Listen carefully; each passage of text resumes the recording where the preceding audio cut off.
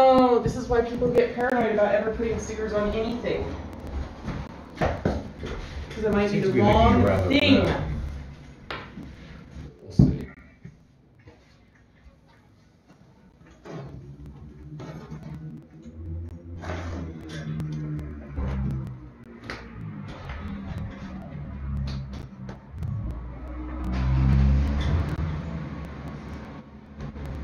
Are we on?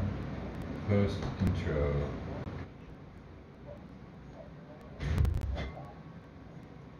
Ready? Or what? Not yet, 15 more seconds. Okay.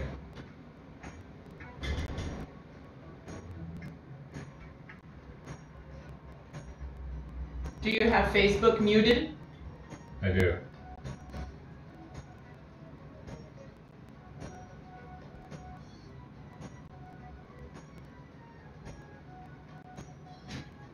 All right, baby. Are you ready?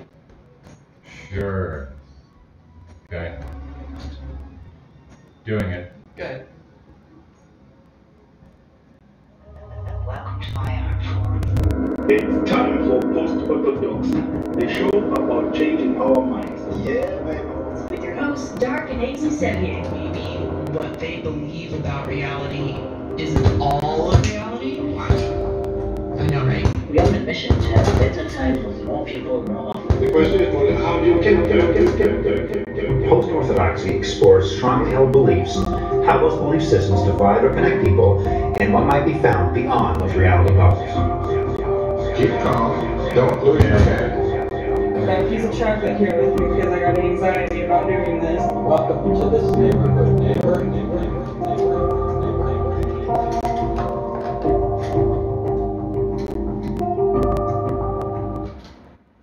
Yes, indeed. Welcome to the neighborhood, and thank you so much for tuning in with us this afternoon. I am Ainsley Sevier, and with me in the station today is citizen DJ Dark Sevier. Present. No microphone for him. Try that again. Present and accounted for. Hello, hello. We might be in trouble if that microphone doesn't work. Can't really do an interview, unfortunately. Testing 1, 2. Does that do anything? I've got it up as high as it goes. That's horrible. Yeah. So I guess you and Gary are going to be sharing one. Okay. Later in the hour, we've got a special guest coming in to do an interview with us. Gary, the director of Montana Art Beat, and his and his friends. He's just the producer of Montana Art Beat, and he's going to come in and tell us about how it was very easy for him to leave home at 18 and be completely done with the fam life. Right. Pardon us, folks. We're having some technical Having difficulties. some interruptions. Yeah. you get here early, you set up the cameras as best you can. We'll get Mic 3 up and running again here one of these days. Thank you so much again to everybody who donated to our 5th annual pledge drive. We completely exceeded our goal of $15,000, and with any luck, we'll be able to do even better next year and continue to provide really quality community music and talk shows for you. And if you feel like it, you can donate at any time you want in and out of the pledge drive. Yeah. We can use all the help we can get. You can always set up a sustaining donation at buteamericaradio.org and, do it subscriber style where you only have to put your credit card in one time and it just automatically takes like $15 out every month. Price of 3 coffees can really go a long way towards helping us get a new Mic 3, things like that. Yeah.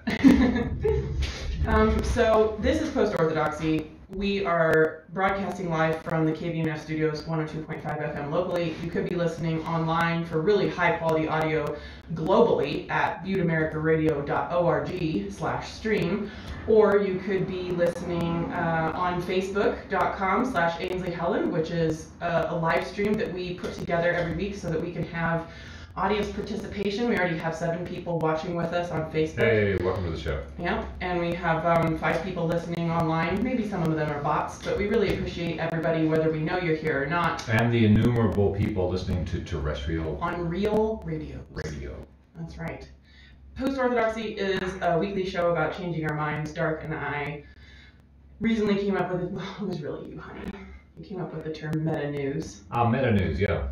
Which is, it may seem like we talk about the news, but what we're really talking about is how does the news make you feel, and are you in control of that, and are you able to digest the news that you see in front of you in a way that is actually fact-based instead of like some, team-based. So many people are into the team-based news these days that it's really hard to get anything done. Is that true? Yeah. Sorry, I'm really overheated, and this is the first time I've sat down in like 3 hours. Ooh, yeah. Well, we have a number of topics for today's Post-Orthodoxy program. We're going to talk about... I'd like to talk about Represent Us. Again. I'd like to talk about Represent Us again. Mm-hmm. They have a website, RepresentUs. It's true. And it is an anti-corruption campaign that's been chugging along since 2014.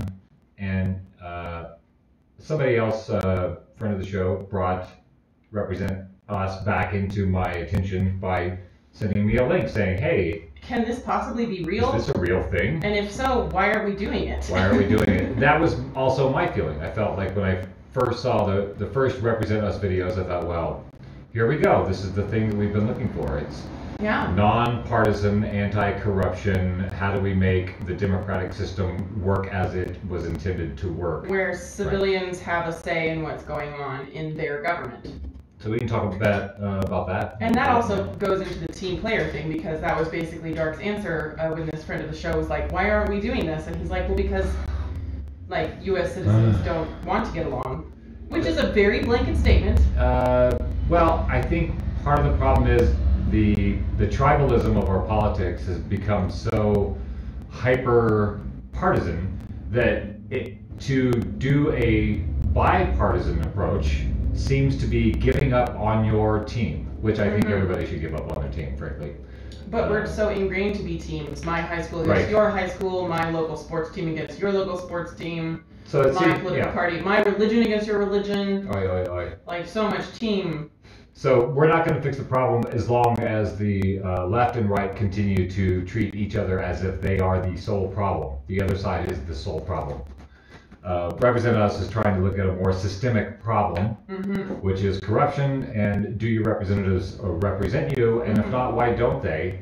And they sort of they're talking about like 3 basic things, right? Get rid of gerrymandering, which is the power to rearrange districts in your state so that certain voters are clumped together to make sure a certain person wins. Dark money in politics, which means a variety of bills and measures have been passed. Knowing who's supporting the people running for office. Makes it possible for people to be getting basically bribe money that the civilians don't get to know what it is. Civilians don't get to know where the money's coming from that's paying off their politicians. And ranked choice voting is another big initiative that they're after. We got to get rid of Team 1 and Team 2, or Team Red and Team Blue, and be like, here's Candidate 1, he believes these things. Here's Candidate 2, she believes these things. Here's Candidate 3, they believe these things. Now you go into and look at what they believe and figure out which one you like best. Well, you can vote for all 3, but in cascading, like, I like this guy best, but if this guy doesn't win out of the other 2 or 3, I would rather have this lady here win. And so that way, if the majority of people have in their first choice selected the person that they want, then that person wins the office. If there's 32% and 33%, if there's not a 50% threshold, they drop out number 3 or number 4. And then they retally the votes without that player being in and see until they get to a threshold. And that sounds complicated for some reason. It doesn't seem complicated to me. It's like we can actually all have options. I mean, we do these kinds of quizzes on the internet all the time. People are always doing Facebook quizzes about these sorts of things.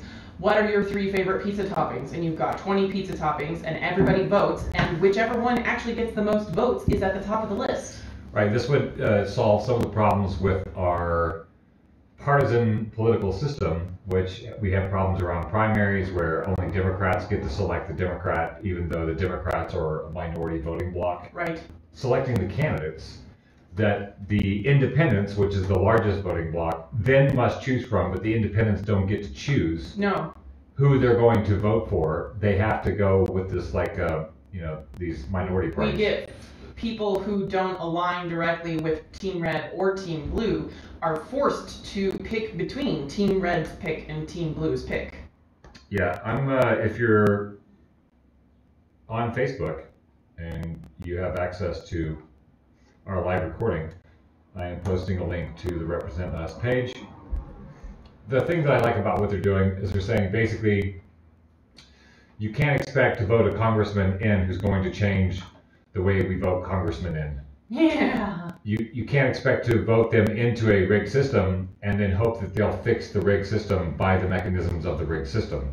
So what Represent Us is doing is sort of a more grassroots approach, which is we need to have state initiatives start local and work our way out. Dealing with voting, dealing with gerrymandering, dealing with anti-corruption laws. So if your local city-state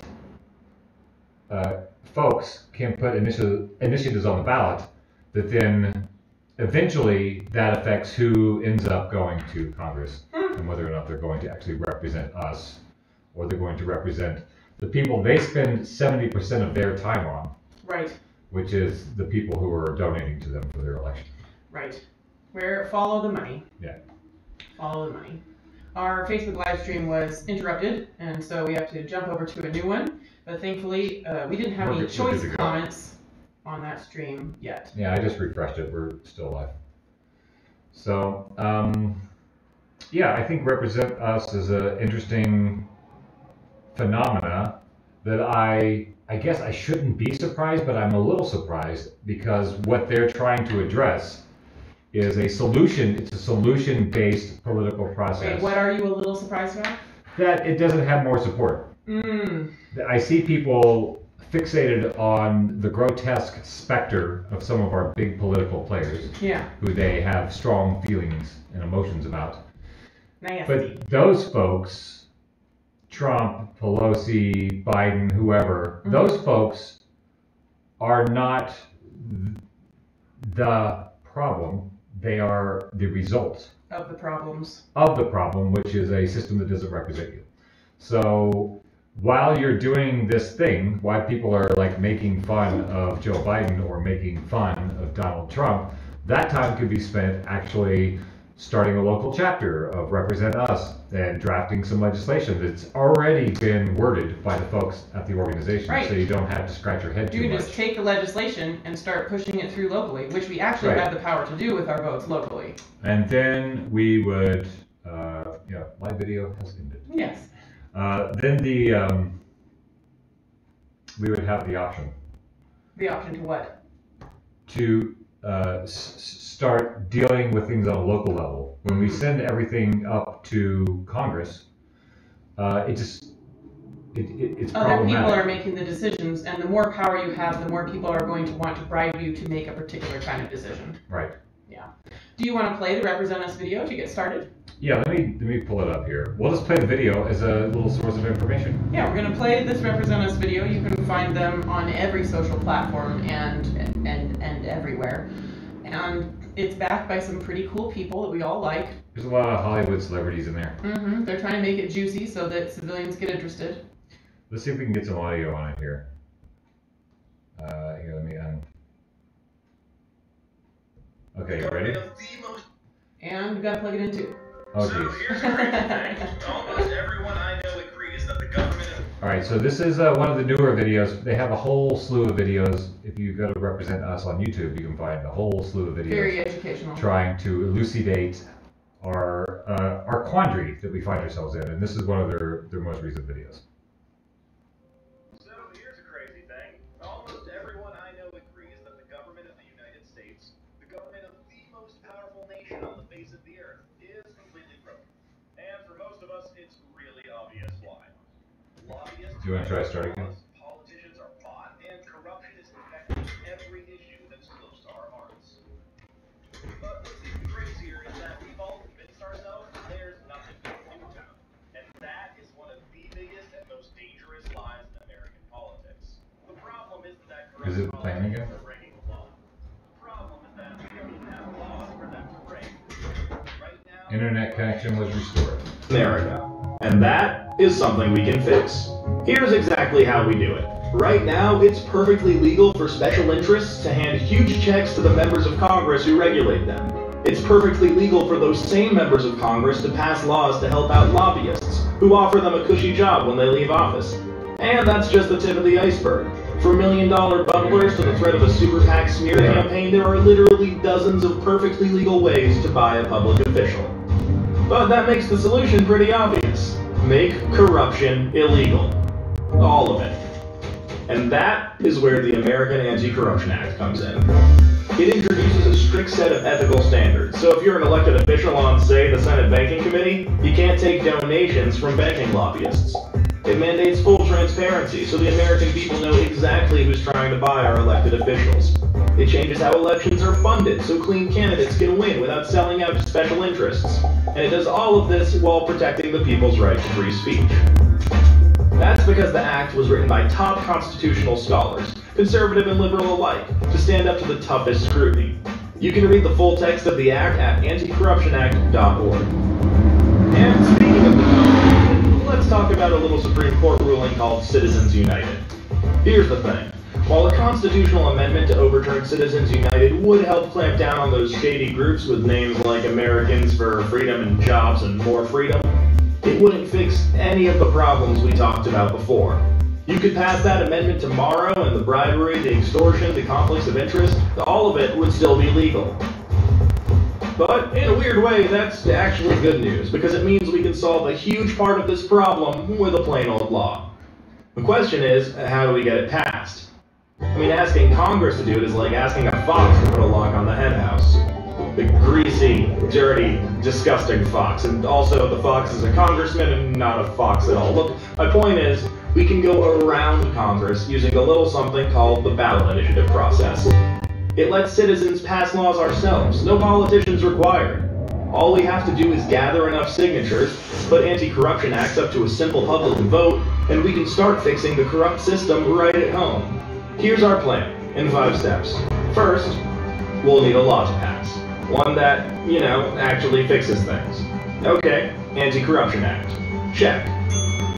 Next, we need to bring conservatives and progressives together and get organized. It's the only way to build enough power to defeat the politically entrenched and well-funded opposition. We're in good shape there, though, because everyone already agrees we need to fix our corrupt system. In fact, local Tea Partiers and progressive activists actually teamed up to pass America's first Anti-Corruption Act in 2014. And the movement has racked up even more victories since. There are more than 22,000 cities in America where we can use the ballot initiative process to pass locally tailored anti-corruption acts. And this really matters. We're protecting our communities from corruption, so our schools, hospitals, local resources, and jobs are no longer under the constant threat of getting sold out to special interests. Plus, citywide initiatives and resolutions build momentum for the most powerful way we can go around Congress. Passing anti-corruption acts in states. State acts not only clean up statewide corruption, they change how elections are funded so clean candidates can win office without selling out to special interests. That goes for federal candidates from that state too. Once we pass these state laws, we can send a new wave of representatives and senators to Washington. State by state, we can fill Congress with leaders who got elected under the rules of our new anti-corruption acts, replacing entrenched politicians with new blood. See how this works? By taking the fight to the states, we can fix Congress from the outside. And when these new representatives get to Congress, free from dependence on special interests, they'll be free to vote for and pass the American Anti-Corruption Act at the federal level, to fix this problem for good.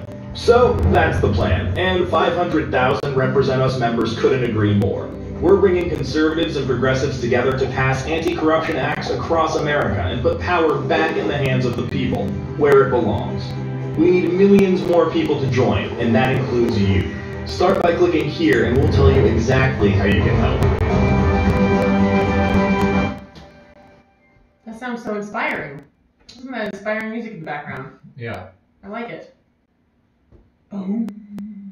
So, that's how you know they're serious. Yeah, my friend was asking me about, like, well, hey, is this a real thing, and why aren't more people excited about it? And unfortunately, I'm afraid it's because of the bipartisan approach that they're taking. They're saying, why don't we stop fighting each other and get together and fight against corruption in the system? It seems pretty clear to me that the divide between the two parties, the acrimony between the two parties, is what is keeping us from moving forward as a society. As long as we're fighting each other, the folks who are actually being served by Congress, which are their corporate interests, unfortunately to a large degree, they're running the country right now. We're not running the country. But Dark, those other people are the problem. We need to stop them, not work together with them. How do we work together with the people who are the problem? Yeah, well, I think when you deal with an abstract concept such as corruption, it's harder for people to get excited about versus dealing with a very clear flesh and bone problem like Joe Biden or Donald Trump. People can look at that and say, that's a thing. Right. And I can oppose that thing. Sort of like corruption is not so easy to point at. No, you can't just be mad about corruption and dark money. It doesn't make for great Facebook memes. You can, but yeah, you'd have to change your meme profile a little bit. Maybe we would have to like actually go campaign locally for things instead of just sharing memes about stuff that makes us angry and how we should all wear a mask and save the children. Yeah, I signed up to follow these guys a few years ago. Of course, this came out in 2014 is when they started this initiative. Since 2014, the political divide has gotten so much worse than in 2014. That our friends who are traumatized by the political narrative don't know how to disengage from that trauma to actually solve the root of the trauma, which would be corruption and misrepresentation. I would wager a guess that a lot of my Democratic liberal-ish friends thought that maybe there wasn't as much corruption in politics pre-Trump because politicians pre-Trump spoke nicer. That's why I do like the RepresentUs website, because they have so many different videos that tackle the problem from many different angles, but talking about the same issue, which is gerrymandering, dark money in politics, ranked choice voting, and our voting, the partisan voting system. So we don't have to get rid of the Republican and Democratic Party in order to have ranked choice voting. No. You would actually get more people, if the goal is to get more people involved in the voting process, then not rigging the election in favor of the two minority parties, which is the way it is right now. It's rigged in favor of whether you are a Democrat or a Republican. And the vast majority of us are not involved in the primary process in a number of major states and major cities. Right. So that's a problem that would get more people in politics, but do the party heads want more people in politics? And there are a variety of reasons why people don't want civilians involved in upper level politics. You keep having a face every time I say civilians. Right, so what's the difference between a citizen and a civilian? I don't know. I think a civilian is a military term for people. And citizen is like a thing for like folks who are involved in the people who the live citizenry. In the country. Yeah, I think civilian's a military term. Oh, really? That's why I was always sure. I wasn't sure if you're using the term. Oh, you could have civilian. Said that 4 faces ago. I know. Would have been fine. I was going to bring it up, but then I didn't. Anyway. You did bring it up. Now we brought it up. Now we know. Citizens. I'll look up civilian. Yeah, well, it could be true. Yeah. I would believe it if it were true. So the theory of why Democratic Republic was made in the beginning, one reason why the U.S. started off as a Democratic Republic, meaning citizens don't directly vote for their upper level politicians. They vote for politicians who vote for politicians. Your vote in November doesn't actually vote for the president. You are voting for someone else to vote for the president. And you just have to kind of hope that they follow the rules of the Electoral College and go with the majority vote, but not every state is arranged that way. And for instance, sidebar, I was having a great conversation with one of my conservative friends, and she lives in a state where it mostly goes blue. So she is frustrated because her red vote for president in November isn't going to matter, because if your state mostly goes blue, all of the electoral college for that state votes blue, not some electoral for blue and some electoral for red, Right. based on population, Right. which I think makes sense. And in my case, I live in a red state where my vote for blue for president, if I were to do that, wouldn't count either, because Unless there was some radical change that I'm not aware of. unless there was some radical shift in how the citizens of this state vote this year, Right. normally the state that I'm in has majority red votes, which means blue votes don't matter because all of the electoral college goes towards the majority, not by percentage of the population. So a lot of my friends on Facebook that live in Montana that are going after each other about whether or not they're going to vote for Biden, it feels a little like that energy, if maybe spent on something more tangible and more directly related to how the political process works for you, which would be a ballot initiative, getting rid of corruption, dark money, and trying to implement a more sane voting process, which would be the ranked choice voting. There are other kinds of ranked voting, but ranked choice to me seems to be the one that is starting to grab some traction, and a few states around the country are starting to implement it in either in the state or in their local political races. And what Represent Us explains is that these local to federal waves is how most massive change is achieved in the US. For instance, with the civil rights movement, it was local changes that eventually reached a tipping point so that the federal had to make a change that matched the local, Right. just like it's going with medical marijuana. Right. Yeah. So I was saying something about the Democratic Republic, right? Like, why can't you just vote for the president? And the most citizens who vote for one guy, he gets it. But if more citizens vote for this lady, she gets it. Like, why don't we just have direct democracy where you mail in your ballot and it actually goes towards the presidential vote, not you voting for someone else to vote for the majority of whatever the people in your state voted for? And so in the I think there's some reasoning for that. in the ye olde days, they put up they started with a democratic republic because people were largely homesteading and farming. Yeah. And largely quote unquote uneducated, which you can be a perfectly intelligent and sensible and kind person who runs a farm or a homestead, but hasn't read Greek or French and has no idea what's going on in Europe because it's the 1700s. And what they would do is the local peeps would pick someone to send to be their representative, and that's why we had that. And also, not everybody could get on a horse and go to that town and vote. Right. So we started off with the idea of the Democratic Republic because people because not everybody could go to the place to vote. So I think my understanding of why the Democratic Republic versus direct democracy is a thing is there was a fear of this idea called, this idea of mob rule, which means if you look at, Facebook consensus of what's going on, there's a lot of, to have democracy work, you have to have an informed voter base. And oftentimes the citizens of the US are being informed by whatever it is that their friends have strong feelings about. Right, so that's the problem with direct democracy on mass scale, on a country where you have 300 some odd million people. Right. Is the majority of the folks may not be the most informed folks. And so that's why... That doesn't mean uneducated. No, well, it means not informed so it's easy to sway people, with propaganda.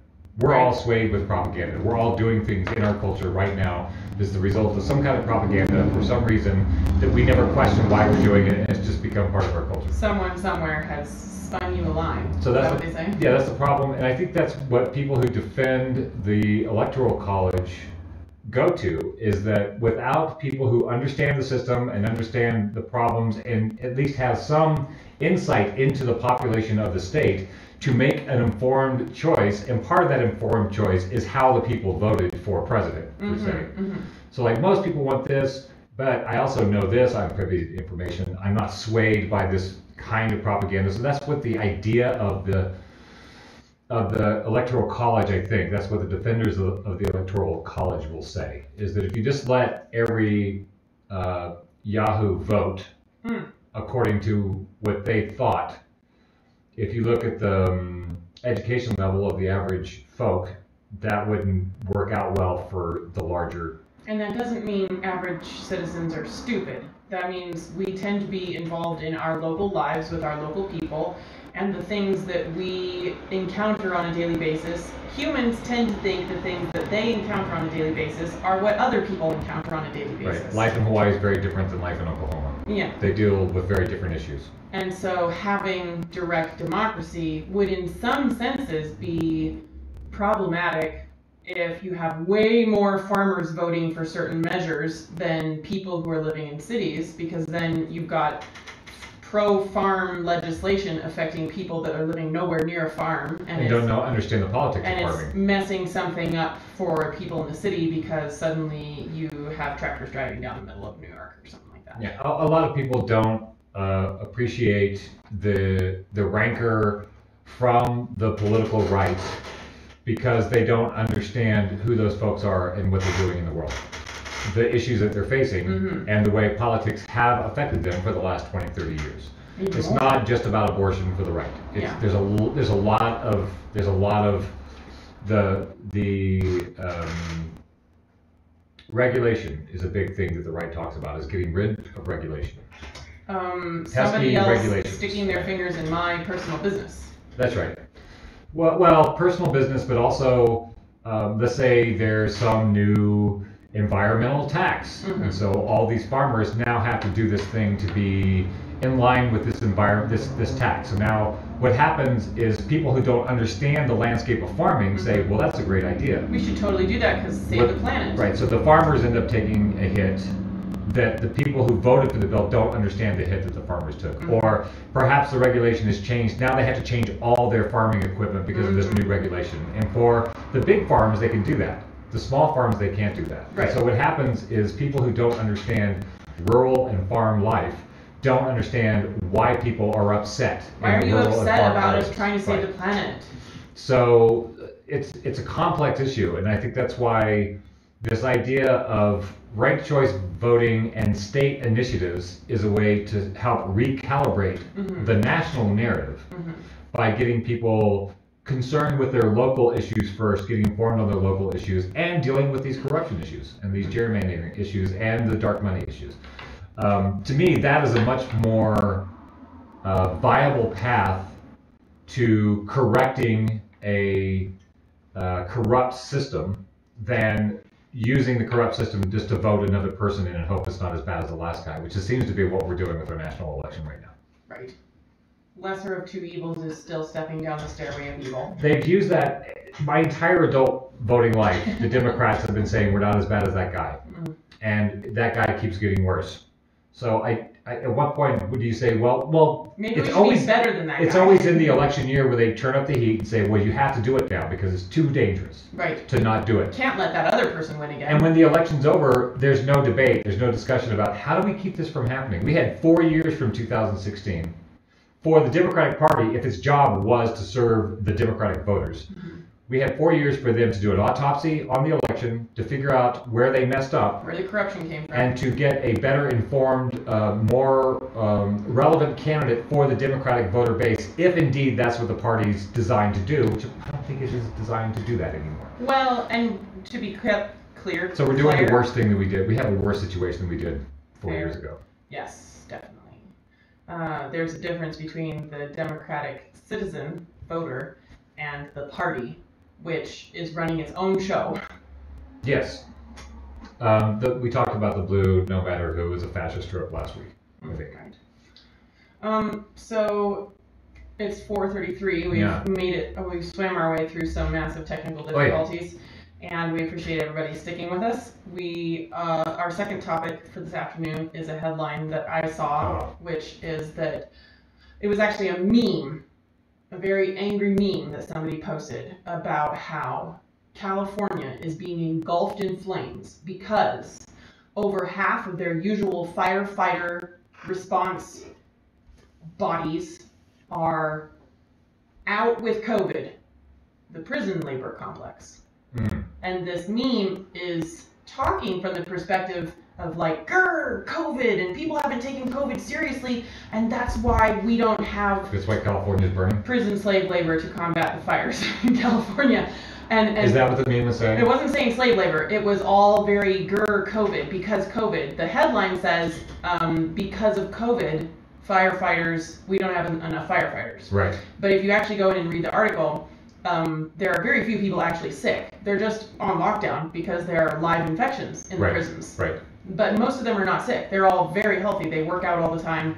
They have very regular sleep schedules, and they go outside every day. Get some sunshine. Yeah. So like actually the if you read the articles and the facts out of the health departments in these areas of California, it belies what the meme was saying, which is that unfortunately most of the prisons in California are ill with coronavirus, and that's why we can't have nice things. And I thought it was very interesting that this meme creator was more angry about the virus infections than about how we usually fight our fires in California with hundreds and hundreds and hundreds of people who are paid $5 a day to fight fires. Well, it sounds like the system needs to be looked into. Yeah, I thought that was very interesting. So I'm going to share a couple of articles. Of course, we've got the New York Times article, which is California, coronavirus limits California's efforts to fight fires with prison labor. Early releases of prisoners to protect them from the virus have depleted the ranks of an inmate firefighting program that some say should be abolished anyway. So good on the New York Times for including in the sub-headline that maybe we shouldn't be paying people $5 a day to fight fires and then taking them back and locking them in their rooms. Right. But I also thought it was really funny that they were like, basically we were keeping people in prisons that we could have just released. And we released them to save them from the coronavirus, which should make people really angry. These people were allowed to go home. This is people who were in prison because of a marijuana offense, or in prison because of a parking ticket, or in prison because they were... Poverty issues, mostly. Yeah. So it's like they released a bunch of people that could have been released pre-coronavirus. Yeah, and then the second article that I'm going to share is in contradiction. It's from Gizmodo, and it says California's prison COVID-19 outbreak isn't behind the firefighter shortage. So, what do you think about that, Dirk? The prison population isn't behind the firefighter shortage. California's prison COVID-19 outbreak isn't behind its firefighter shortage. Oh, well, it is behind the firefighter shortage. What are they saying then? I didn't get to the end of that article. I was getting ready today. It's hard to figure out what's going on. It's really hard to figure out what's going on because all of these headlines, people mostly just share the headlines and then get angry about whatever thing they're used to getting angry about. Yeah, we've been having, I had a back and forth with I won't say a friend of the show, somebody who's aware of the show and is not a friend of it. Somebody who thinks that the show is too complex. Oh? That we're not breaking things down in black and white enough terms. And the idea of a meta news program is not to deliver the news to you from some other biased perspective, ours. The idea is to analyze how the news is being disseminated and broken down. Mm-hmm. So I understand, I basically had to tell them this show is not for everybody. I know some people just want to know who to be mad at. Who to trust. And then to repeat the memes around the bad guy or the good guy. It gets a little more complex since we've politicized this health issue of COVID-19. There's a link that I shared on the Post-Orthodoxy page today from a guy on Twitter. His name is Baizuo Greengrove. And he has this really interesting graphic that he dug up. It's an old MIT paper for historical data, and then he superimposed our data of the COVID-19 pandemic. So it's maps of all these pandemics since 1941. And the two that were called pandemics were the Hong Kong flu of 1968 and the Asian flu of 1957. And this flu is following the exact same curve of infection, and then as we get to herd immunity, it dies off. Okay. So he's saying that this path is following the path of other pandemics. He also points out that in 1943 there was a pandemic that I think killed over 800,000 people, but not called a pandemic. Why not? I don't know. What do we got globally? A little over 600,000 people globally? Who have died? Yeah, who have died. I'm not sure. Yeah. I'm not sure. So this information is saying that it's following the same path. As we talked about on last week's show, they're showing the infection, the death rate for COVID-19 in Sweden has the exact same chart graph rate as New York now. This is one place that did all the lockdowns and all the masks and all the blah blah blah, shut down the schools. Another place that did none of that, and it's following the same trajectory. That basically they've been holding up New Zealand as the place where, like, see, New Zealand has solved the problem. Right, they've solved the problem. What they're finding out now is they basically kept everybody isolated to the point where they don't have herd immunity, and we may be seeing a spike in New Zealand that they didn't get. It's not that they get to be passed over by the virus. Right. They may have just to draw blood on your door and the black plague leaves you alone. I'm sorry. Like, viruses are going to virus. It's going to virus. It's going to virus. Whenever you encounter it, it will virus. So as far as this, talking about an informed population, I feel like a lot of our news is being inflamed because of the stakes of this election. And it's not about getting people to study policy. Oh yeah, we and did what just policy hit they want to endorse. 806,000 deaths globally. So they're also starting to find out that the deaths are now going down. They've been going down steadily in America since before the lockdown. So the spike happened before our lockdown, before the mask mandates. And it is still going down. And this guy is ranting about, which I thought you would appreciate, he's ranting about the causation correlation problem.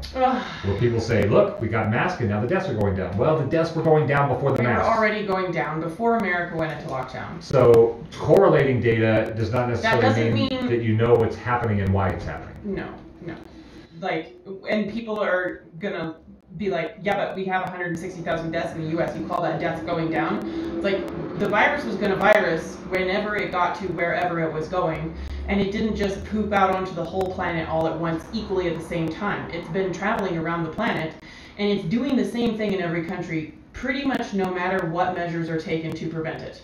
There's little variation. Whenever the measures go away, the virus continues to do what it was going to do anyway. Italy was one of those hard-hit places. They were saying, well, here comes the second wave. The second wave isn't hitting. All the places where they said the second wave is going to hit, cases are going up, deaths are going down.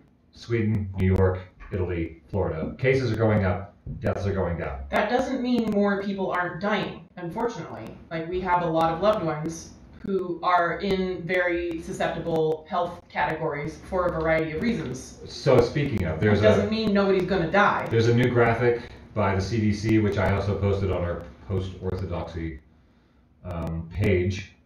And it has factors that increase community spread and individual risk, and COVID-19 hospitalization and death by age. Okay. So the comparison group they're using is 18 to 29 because that seems to be the group least affected. People under that, what they found was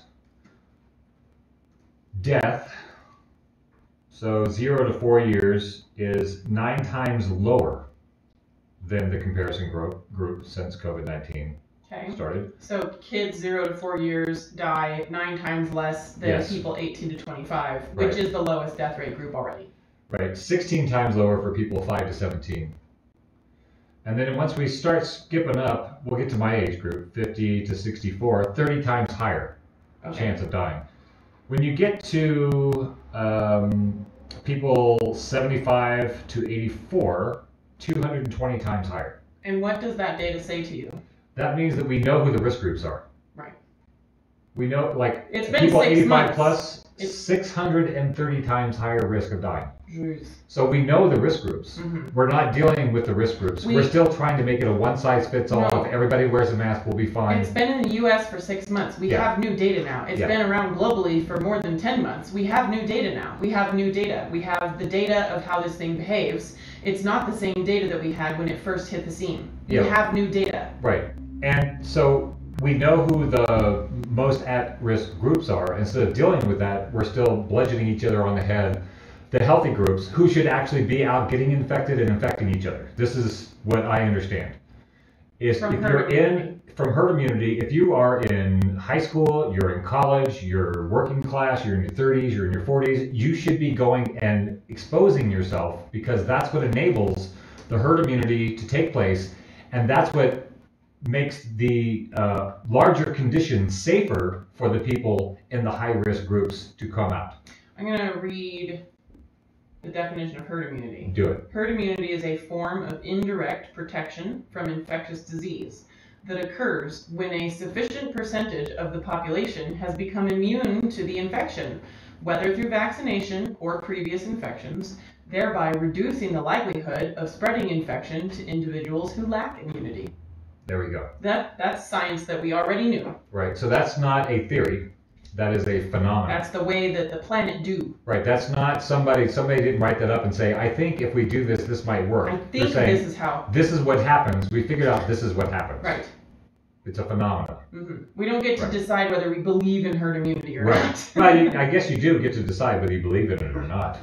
Yeah, I guess that's but true. because it's a demonstrable phenomena that is, that we see happening over and over all around the world. Looking through that lens, you see coronavirus in a different way all around the world in all these hotspots. Looking through that lens, it's a different story.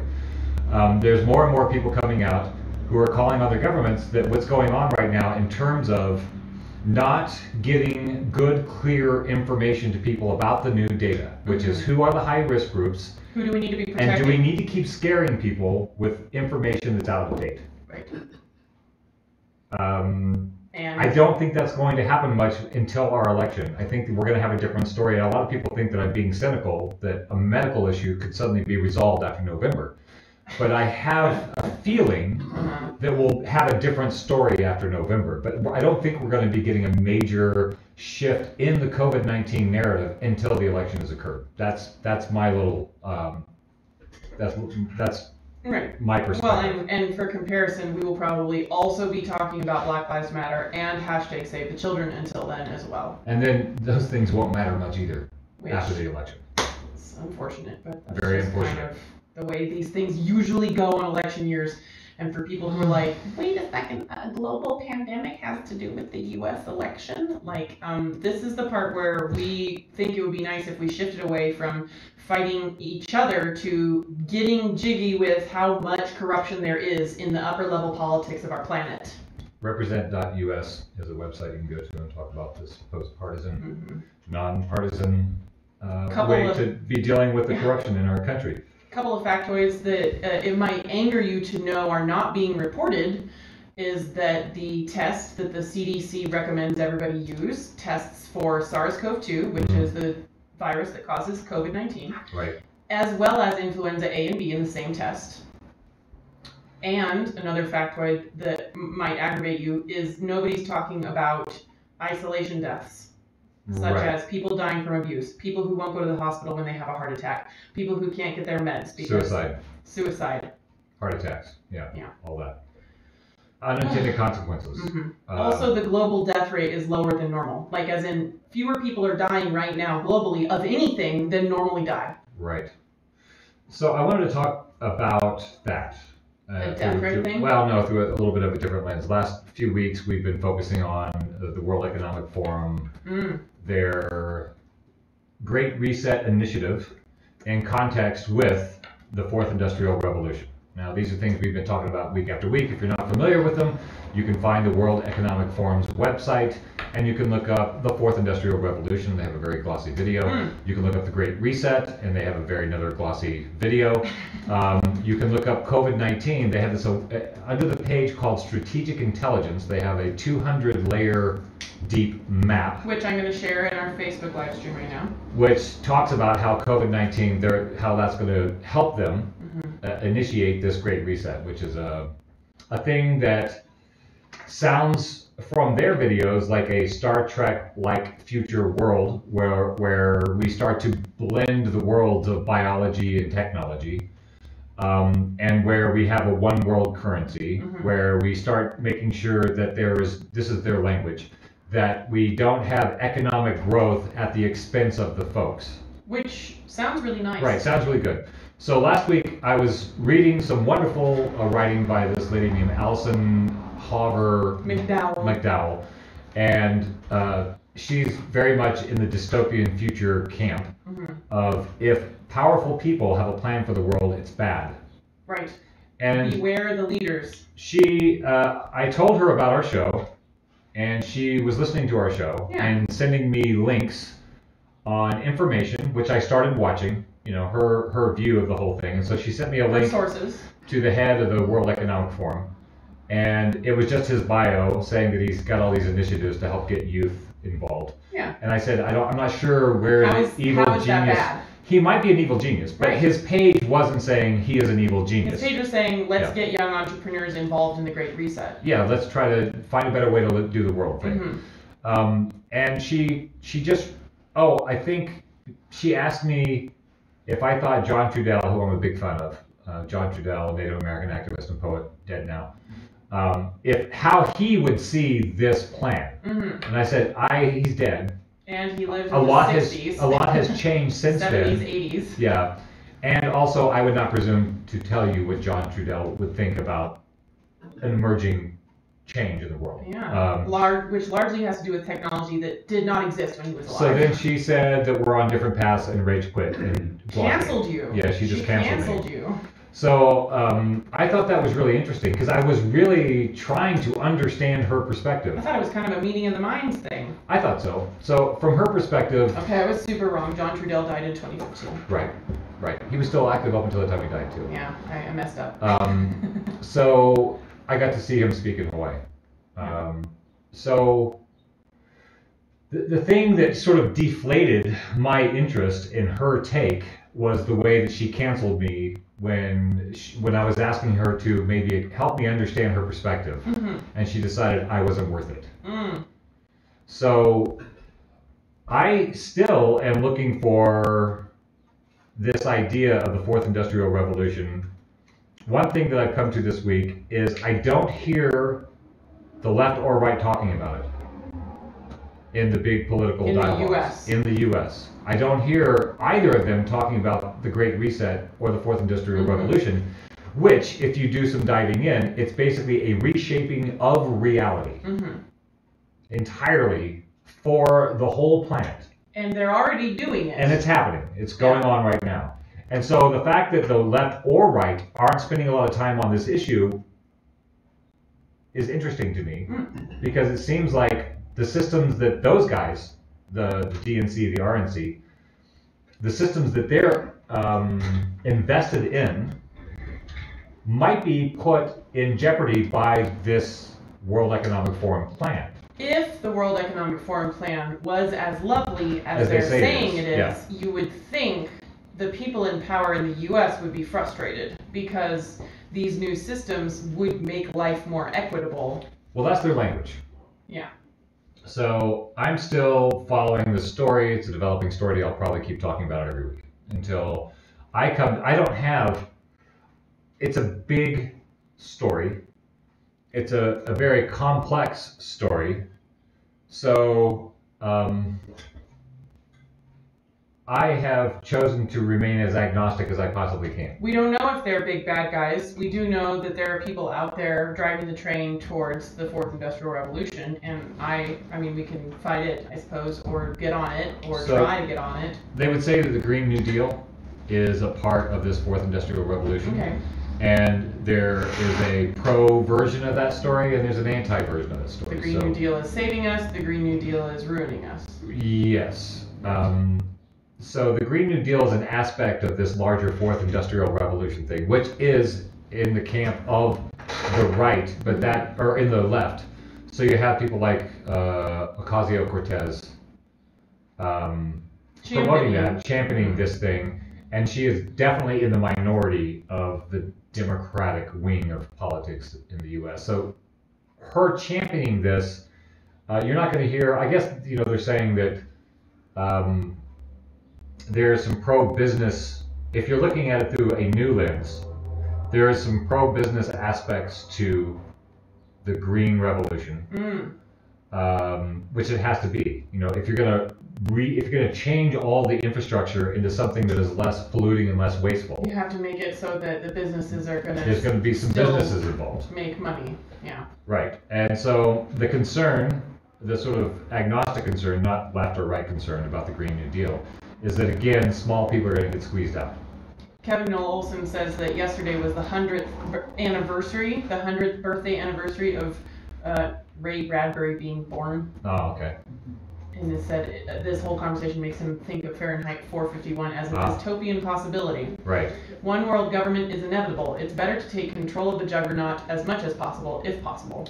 I like dystopian stories. I like dystopian theories. I liked Alison Hauber McDowell's writing. It's fun to read. I found it not, I didn't like, when I was trying to say, well, what is the alternative? Because that's the question that I kept trying to ask her is like, okay, so the World Economic Forum and the Fourth Industrial Revolution, as you say, the train has already left the station. Yeah. The changes are already happening by people that we're not voting for. These are this global business, global stakeholders, right? Stakeholder capitalism, as they call it. These folks are already doing it. So it's not like whoever you vote for in November is going to have much effect on the Fourth Industrial Revolution, the Great Reset. I find it trying to get her alternative vision of like, okay, we're not going to stop technology, so how do we envision a better world? Well, but Allison was trying. She was like, we need to stop it. Yeah, she's like, we just need to go back and love the earth and build some dirt mounds and everything will be fine. And I was like, as a person who went from Babylon, Los Angeles to organic farming in Hawaii, I know the struggles. Yeah. I know the struggle. Hawaii is never going to be Hawaii again. You've already got too many invasive plants, too many invasive people. The culture's been altered. You're not going to get them back to a pre-colonial world. Right. The United States is not going to get back to a pre-colonial world. Europe is not going to go back to the ways of the Druids. Right. So I don't feel like that is a path that is a narrative that's going to challenge the Fourth Industrial Revolution that is promising the sci-fi fantasies of our childhood. There are many good things that the Fourth Industrial Revolution could theoretically bring us if the people driving the ship are as benevolent as they say they are, such as being able to neurologically wire an exoskeleton into the body of a quadriplegic so that they can walk again. Right. These are things that are already happening on the planet. People are already doing that, and it could become more widespread if we weren't trying to act like we could make technology not happen. Right. So I'm still looking for, I would like to think, because I was definitely being raised apocalyptic fundamentalist Christian. I'm always looking for the end times because I was trained to look for them. She was sort of light Protestant and has just come around to like, my point to her was that like the apocalyptic narrative is in the playbook and we're still identifying 70% as Christian in this country. So if they are Bible folks, even if they've never read it, that's still, they're identifying with that playbook, and that playbook has an apocalyptic ending. And I was having a great 2-hour-long conversation with my childhood best friend, and she did at one point be like, well, but at least Jesus is coming back soon. Right. And I was like, oh my God. So when you're That's using... exactly what they're doing. They're like, but Jesus will come back soon. Right. When you're using the apocalyptic narrative, there's not a lot of headspace to create a alternative to apocalypse. The apocalypse is woven into your story as a person and your idea of reality. Jesus will come back one way or the other to 70% of the U.S. Even if they believe it or don't, they're still using that narrative. That's why we love disaster porn. That's why we love the asteroid movies and the pandemic movies. California falling into the sea. We love all that a lot because our culture is steeped in apocalypse. And so I would like to get over my own apocalyptic fetish and try to figure out what if we had this amazing technology and jerks were not running it? Right. What if people who had some sort of ethical standing, that had some sort of customer rating on Amazon that was running the big show, Right. and we could have the people in charge of the technology and use it for the benefit of the people. Use it for the good of the global citizen. That's the language of the World Economic Forum, and I think part of that language is coming from an awareness that if we don't deal with economic imbalance, the system won't be able to stand anyway, so they have to use this language. So it seems like maybe we should get on board with that language and hold their feet to the fire to make sure that they do what they say, instead of just doing again, she doesn't claim, this lady, Allison Howard McDowell, she doesn't claim to be Christian. She said she was mildly Protestant. But I still think the big bad daddy thing is in your head if you haven't really gotten out of that mindset. And so she's transferred, in my opinion, the big bad daddy of God for the big bad daddy of corporate overlords. Right. That are unassailable. And when she paints this image of the corporate overlords are going to turn us all into robots feeding the system with our life energy, which we already do to a large degree. But in her sci-fi version of that, when she paints that picture, she paints us in an unwinnable position, which is part of the problem that I have with the dystopian future stuff.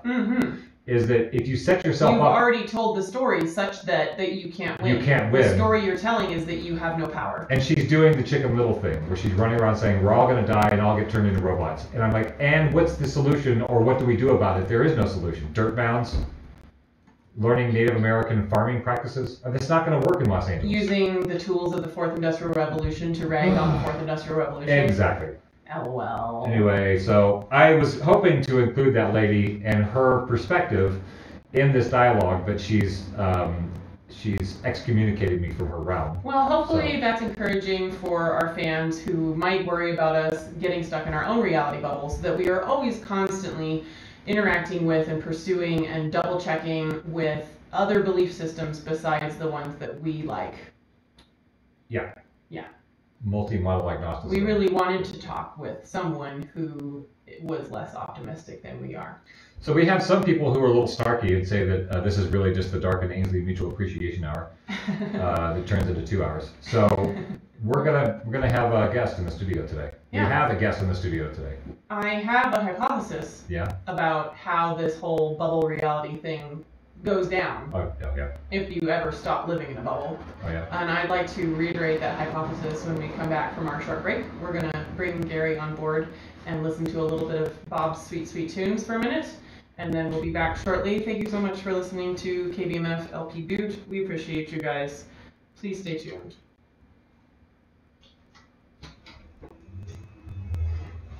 You guys certainly give listeners something to think about. What's that? I said you guys certainly give listeners something to think about. Whether they want to or not. Whether they want to or not. All right, so this microphone is not working. Oh, good. Yeah. So we're gonna just share that. We're gonna share this one here. Where's it's gonna the? be not so fun. I'm gonna go get a Spray little some more water. Lysol on it first, or spray some on me? Yeah. Thank you, friend. Yeah, I'm gonna go out with you. I gotta go shake hands with my. All right. Well, everybody, thanks for tuning in. Who we got here? Portugal. We got to tune in. Hey, thanks for listening from Portugal. Mine Delusional. Nate Martin's listening.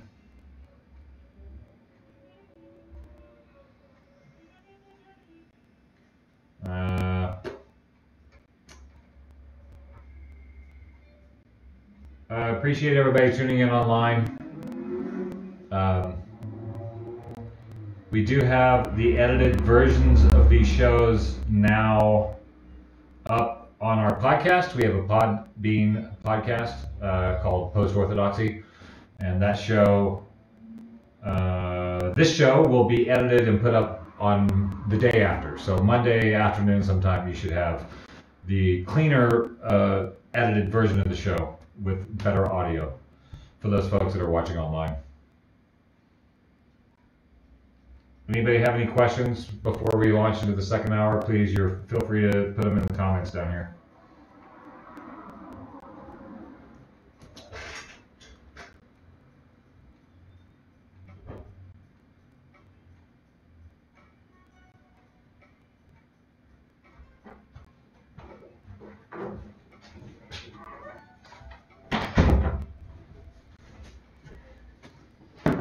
Alrighty, then. Alrighty. Like, ask me questions or just.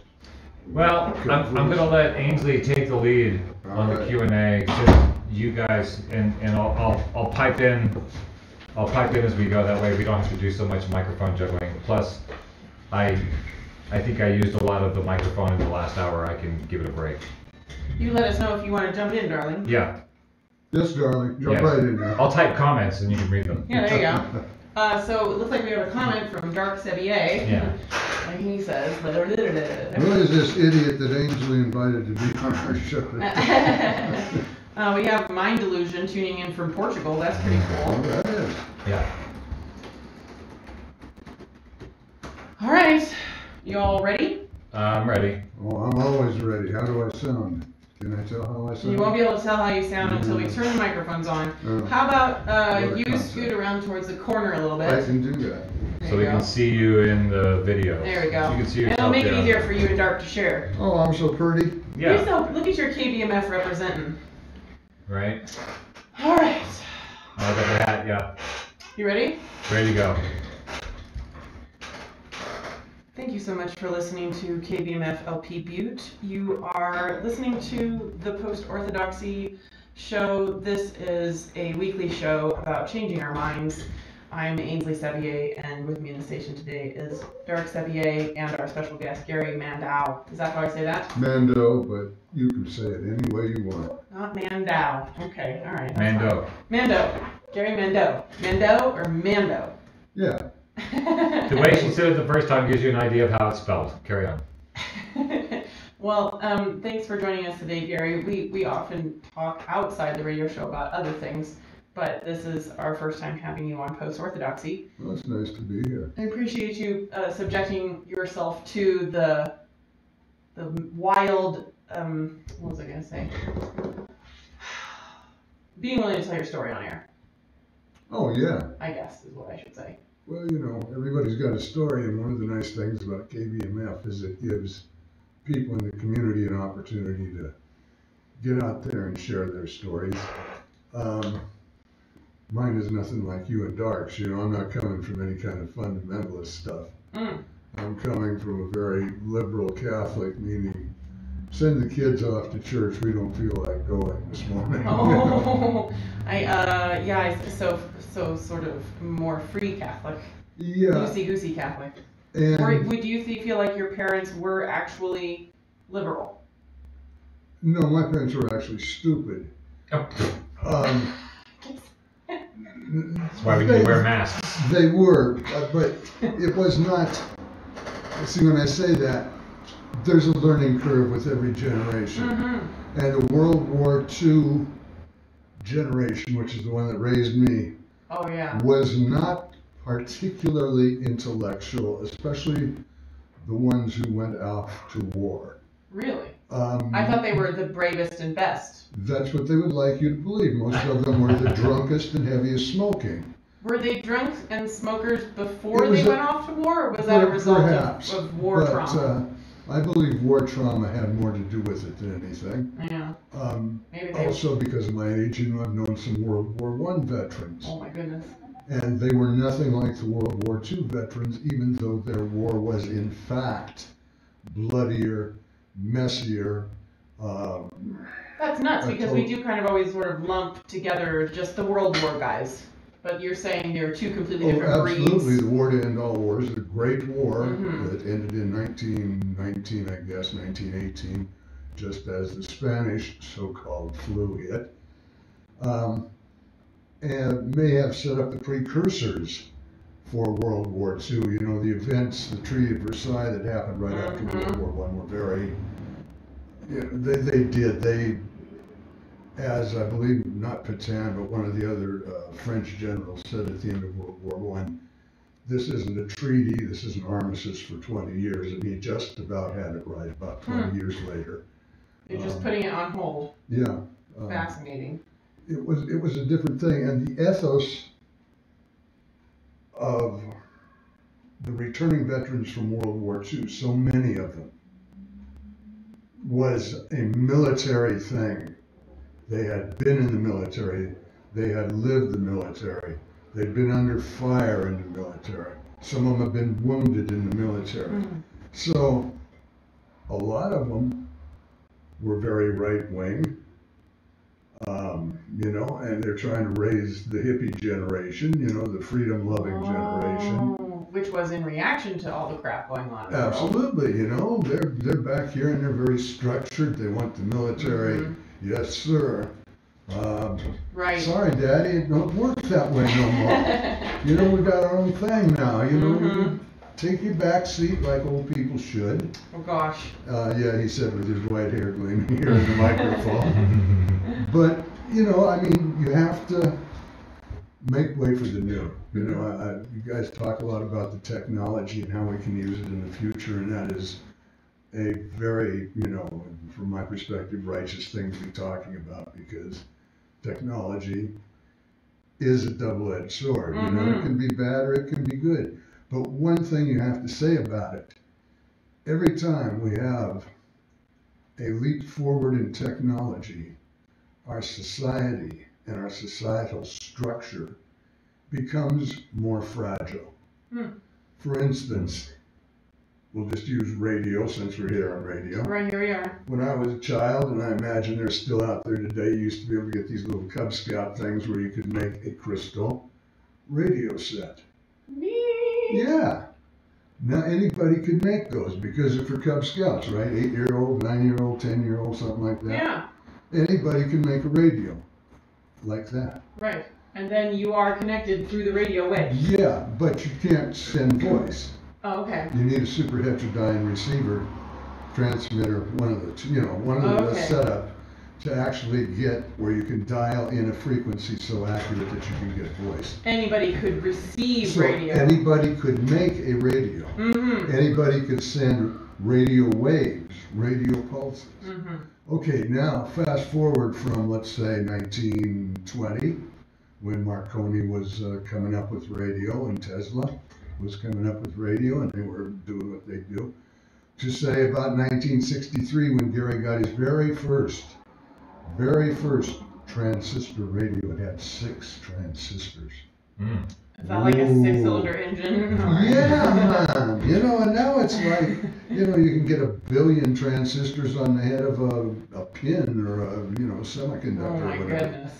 So, you know, the point I was getting at is the technology is fragile. I could make a radio, but I couldn't send voice. I could not replicate that very first transistor. Making a tube, you can kind of work with vacuum tubes and get them, you know, it's that old technology. But nobody that I know can take the materials and go home and make a resistor in their home workshop. Right. Or a transistor, I mean. So the further our technology goes, the more fragile it becomes because we can't replicate it. The more we rely on somebody else to provide it to us. We need somebody turning out those semiconductors in China, Japan, Pasadena, wherever the heck, you know, semiconductors are coming from. So when we talk about, you know, some sort of post-apocalypse thing, we have to, in terms of technology, realize that it's going to be much harder than a lot of people think. A lot of people, when you talk to them about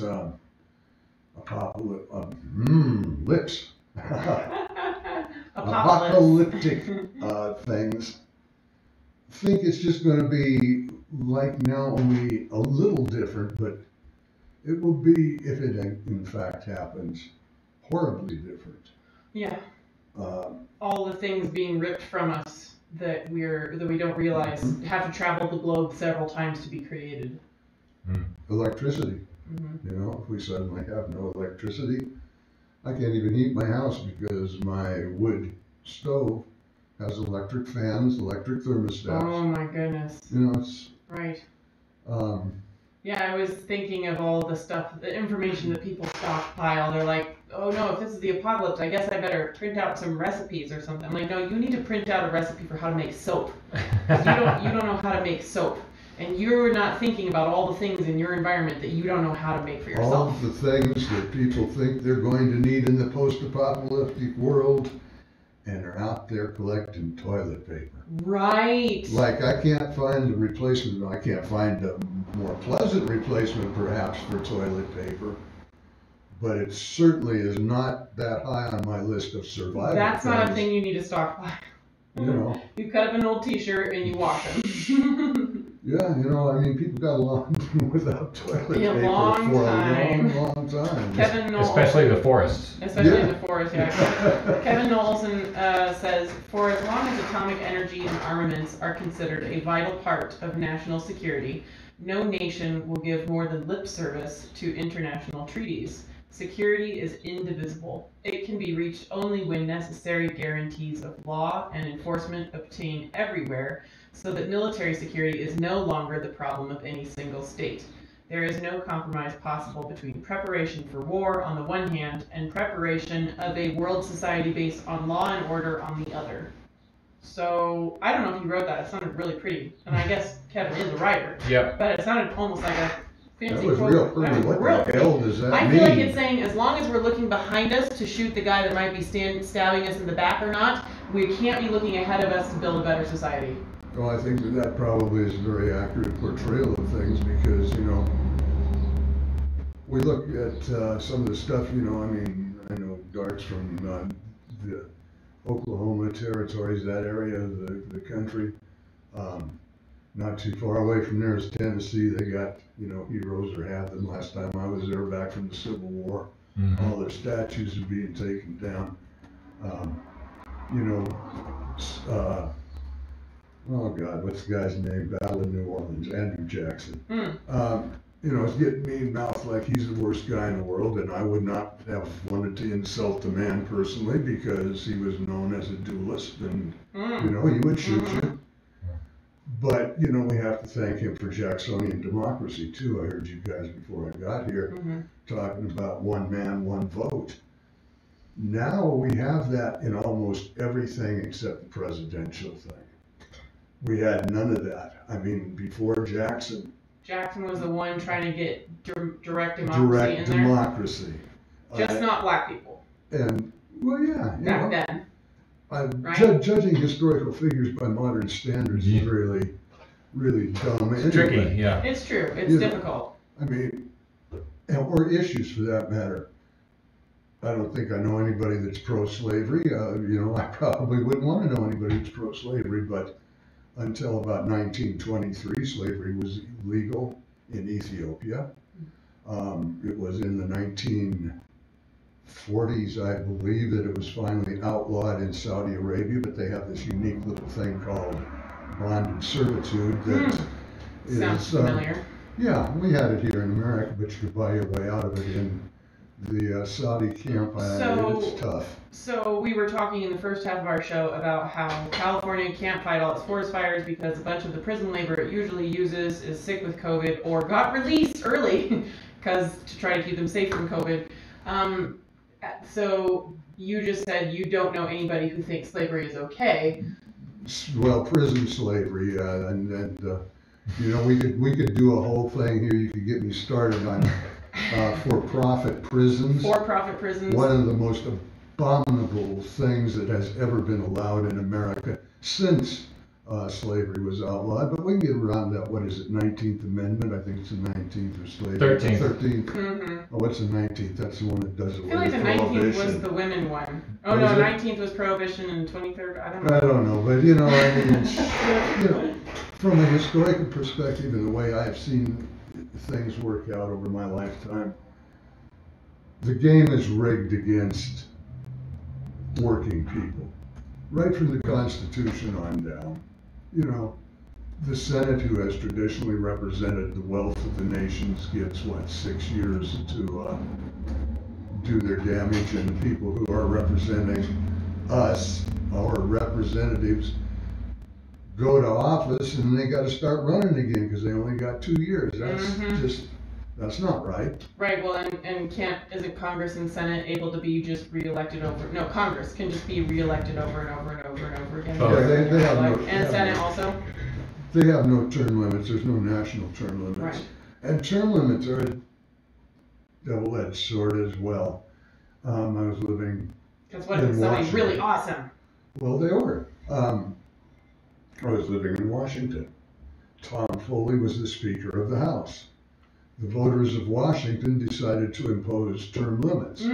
They have the third most powerful man in the nation, or at least the third in line for president, vice president, Speaker of the House, I think is how it goes. But they decided to impose term limits, so basically at the end of his term, he was out of there. Okay. So they gave up whatever power they might have had in the U.S. Senate for term limits. So it has to be on a national thing, otherwise, you know, the people in the individual states will screw themselves, like, you know, Washington did in that one. You know, it has to be a thing where people really get behind a national term limit. We've got it on the president. Why not put it on the Senate? I mean, 12 years is enough for anybody. And, you know. But what about Bernie? Grr. In the end, didn't Bernie sell out too? Well, that all depends on who you ask. I mean, from my perspective, you know, he could run against Biden, but instead he took the easy way. Sold out, gave, you know, I mean, he's an old man. That's what I'm old enough to know. These guys don't have the energy they need to represent me when they get up in the morning. You know, they're older than I am. Biden's, what, 6 years older than I am? Jeez. Oh, I get up in the morning and barely breathe. What kind of drugs is he on? Well, he can't tell you about it. Yeah, I know. But he's going to do his job. It's just helping him do his job. Yeah, you know, I mean, and the thing is, you know, you guys have heard me say this in private. A two-party system is not democracy. It's a tug of war. Nothing ever gets done. All you got to do is look at our race here in Montana for the U.S. Senate. And, you know, you got two Steves running. And it's like, I can't stand either one of them anymore. I know who I'm going to vote for. I can't stand getting their flyers in the mail, that's for sure. It's like, Jesus, don't you guys have a platform to run on? Is the only thing running against the other guy? You know? Yeah. I mean, well, that's happening at almost every upper level of government in the country. Just not that guy. Oh, just not that guy. That was one of the things that we talk about making illegal a lot of the time. Like, it should be not allowed for you to diss the other candidate.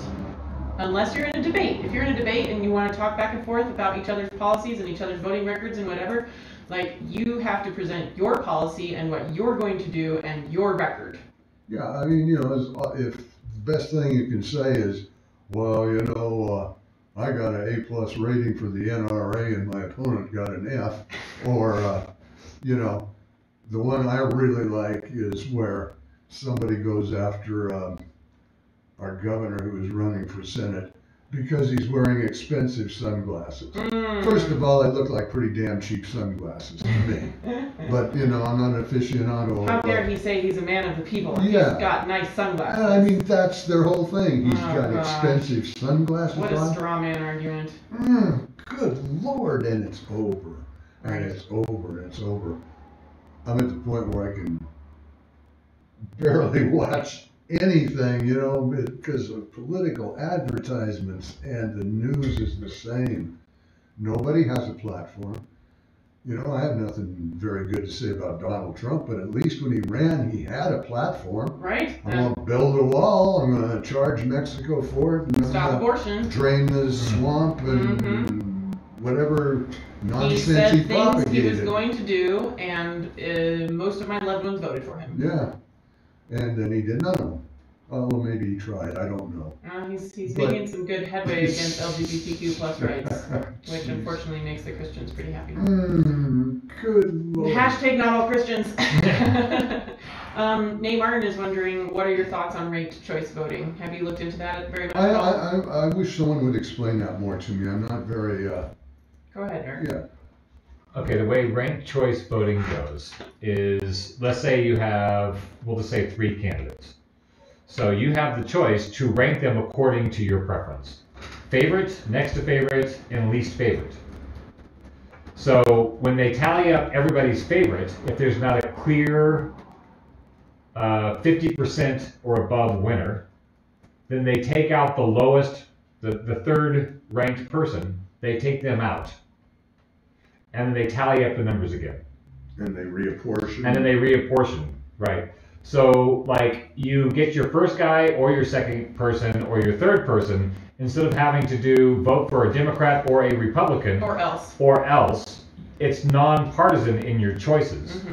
Independents, Democrats, Republicans are using the same ballot, not Democratic ballot, that's the way we do it in Montana. You have to fill out a ballot according to party. Yeah, I wasn't, even if I had been interested in one of the Democratic or the Green Party candidates, I could not have voted for them. I had to only do them all in one ballot. So ranked choice voting allows you to have one ballot where you get to select according to platform, according to your preferences of your choice.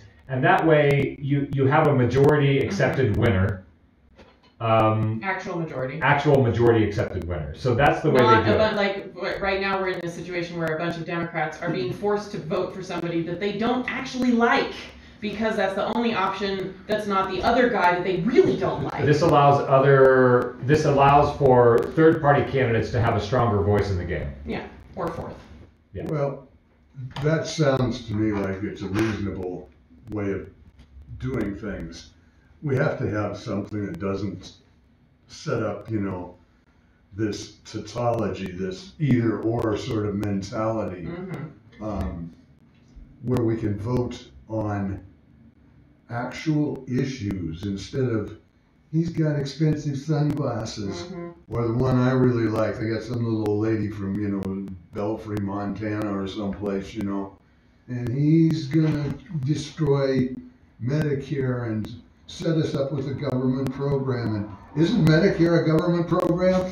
I mean, I'm so bloody tired after 70 some odd years of listening to political hacks, supercilious political hacks. That's about what they all are. It's really tiring when the people who should be helping to educate us and helping to inform us about our votes are just playing to things that they know are going to get everybody all fired up, and not like you said, Medicare is a government program. Yeah, oh God, we can't have socialized medicine. What do we have?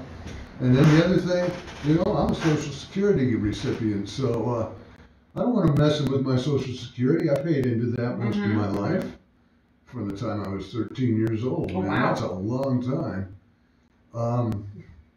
Yeah, it seems even longer sitting here. Well, I wanted to. Sorry. Go ahead. Go ahead. You wanted to finish the Social Security.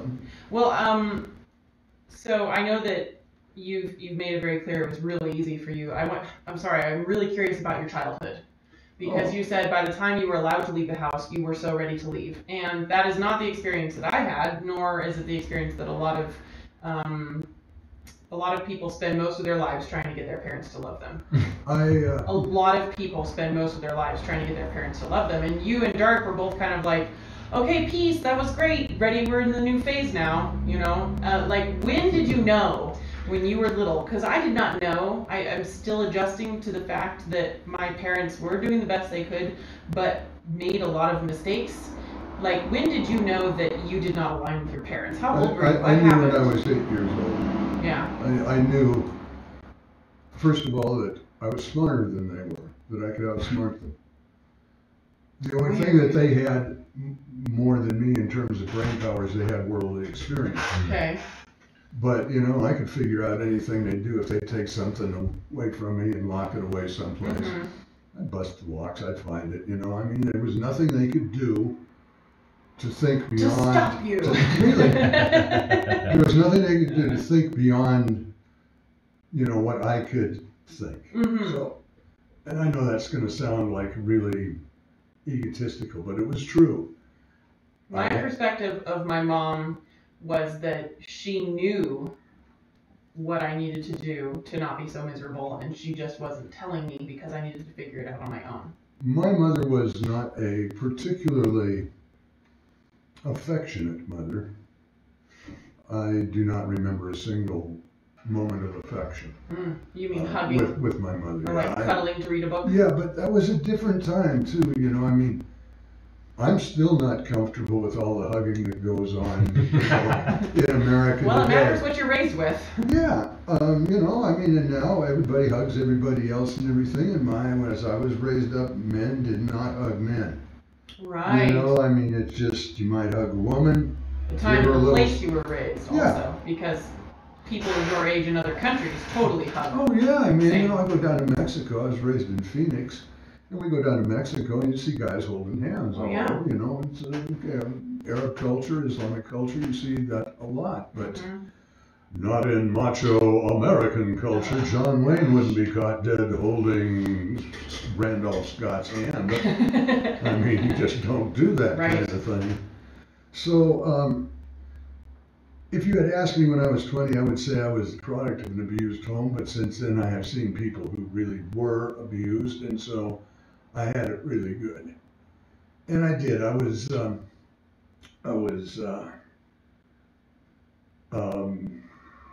not particularly treated well. My stepfather was a drunk who, you know, could have been worse. He never really punched me out to punch me out. He just punched me out, you know, to get me off. Like a fly. Yeah, yeah. So I can't say that I was really abused, although I wasn't coddled and treated kindly, but I did have several advantages. And one was I didn't have to be around those people in the summers as I was growing up, my adolescent and high school years. My family owned a fairly large, well, it's a farm now, it was a ranch back when they homesteaded it 100 and some odd years ago. Place in eastern Washington. Lovely. So from the time I was 13 until I graduated from high school, every year I'd just get on a plane at the end of the school year. Go Day away. after school was out, I was gone. Huh. So I didn't have to be around those people. And I was very fortunate that I had really great grandparents. They were really nice to me, really good to me. They supported me in everything I wanted to do. And so that's pretty much the background. But the real split with my mother and her husband came when they decided to send me to Catholic school for high school. And it wasn't any real belief in Catholicism as much as it was, well, those priests won't put up with any of your nonsense. Expletive delusion, you know. And again, she was wrong. They put up with plenty. They couldn't stop you either. Well, they tried, you know. I was in February down in Phoenix for the first time in many, many years. And saw my best friend in high school for the first time in 52 years. Oh my goodness. And we figured out that between him and me, we probably got kicked out of school more times than any two people in the world. He got kicked out of more schools than I did, but I get kicked out in the morning and be back the next day out of the school. Same one over and over. Yeah, we had this little ex-Marine dean of discipline. Oh dear. Yeah, you know, about 5'3", like a lot of Marines are. I'm just going to tear the world a new one. And boy, howdy, was he a tough guy. And he was our dean of discipline. And, you know, he was a stickler for discipline. And our principal of the school was a very liberal-minded guy who was the outside of my grandfather, probably the most positive role model of my life. Aw, what was that guy's name? Father John Hillman, S.J., that's Society of, no, he was a Marist, he wasn't a Jesuit. See, that's the other thing, you know, there's a sect, or whatever you want to call them, of Catholicism that goes in just about any direction. But I wanted to address that. So my problem with my parents really came with going to Catholic school, because I didn't know how to fit in. You know, I mean, I'd never gone to Catholic school, and here's all these little high school, you know, freshmen, and they're there, and they've all gone to Catholic school since day one, and they know all the yes fathers, and they know mea culpa, and can we have your blessing, Father? And I'm going, you want a what? Oh, you awkward. What? So, you know, I never fit in there. So they just suddenly decided, so you were sort of a little Catholic growing up, and then they just suddenly sent you to this massive environment? I was kind of rowdy. I was probably a discipline problem to them. I did manage to ride my motorcycle through a plate glass window one Sunday morning that upset a lot of people. Oof, that's tough. You know, but I guess I was stubborn or egotistical or whatever it is, you know, because nobody was going to live my life for me. Yeah. It's my life. And is that what it's like to grow up free from religion? You're like, I get to live my life. No, that's what comes from rejecting it. My mother would have been the happiest person in the world if I'd have been a Catholic priest. But I saw so much hypocrisy, besides which, it's a crapshoot anyway. Not a very good one, not very good odds, you know. Craps have got better odds than which religion is the real one? Which will get you into heaven? Where's the real ladder to Jesus? Well, first of all, you know, was Jesus a historical person? I don't know. I have my doubts, but he may have been. And even if he wasn't, you know, he's got some good ideas in the New Testament. But you got all these religions, and, you know, there's a million of them out there. Mythologies built on mythologies, built on mythologies, built on mysticism. No, Gary, it's God's religion, and then everybody else copy. And God's having a good laugh. See, that's one of the things about Catholicism. It's very accepting. You know, I was raised without a lot of the stuff that I know Dark was raised with, you know, in terms of white supremacy and crap like that. You know, I mean, I was spared that because, you know, one of the K's in the KKK stands for cat lickers. That's Catholics. You know, as a priest once explained. Wait, what do all the other K's stand for? I'm getting to that. What? Yes, Coons, Kikes, and Catholics. Oh my gosh. Coons, Kikes, and cat But lickers. all with K's. Yeah. So there was never. Is that the real story? That's a real story. Oh my gosh. Okay, don't say it again. That scares me. No, because a Georgia priest. If it's historical context stuff, you can say. Yeah, a Georgia priest gave us a lecture one day on white supremacists because he's going, you guys are at a time of life, and we were mostly white, a few Mexicans, one black. In your class? Yeah. When, you know, you're going to be subjected to this stuff, people are going to tell you that, you know, you're special and everything. Remember that you're Catholic. You are a cat licker. Coons, kikes, and cat lickers. They hate you as much as they hate everybody else. They just can't see what you are when they look at you. Fascinating. Yeah, and that's a bit So you were like trained that you were in an outsider group. Oh, yeah. Yeah, because there were, and not only that, but my one part of my family, the part in Eastern Washington, was German. Okay. And they homesteaded in 1880s, you know, and fit in, but there was a rage of anti-German hysteria during the First World War. My family was threatened. Yeah. Our benevolent government, who, you know, takes care of all of our rights, came in, and because they owned a machine shop, told them, hey, you guys got an option here.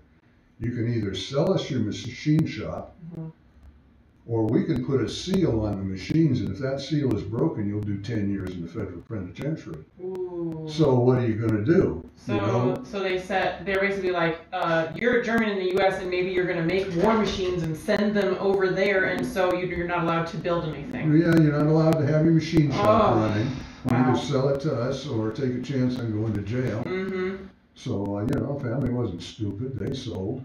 Okay. But the final indignity of anti-Germanism is they had bought a very expensive Belgian workhorse, purebred. Belgians are big.